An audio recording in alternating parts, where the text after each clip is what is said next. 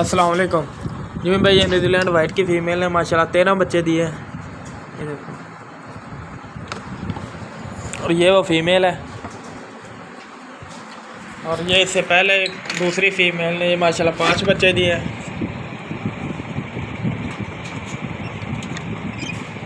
और ये वो फीमेल है।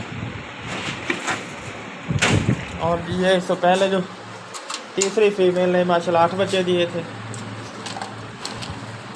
ये वो फीमेल है।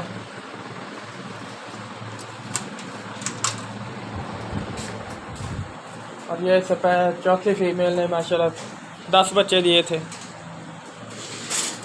ये वो है।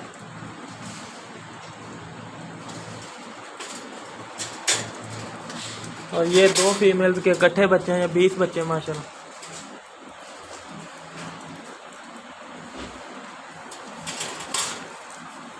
और ये भी 2 फीमेल्स के इकट्ठे बच्चे हैं।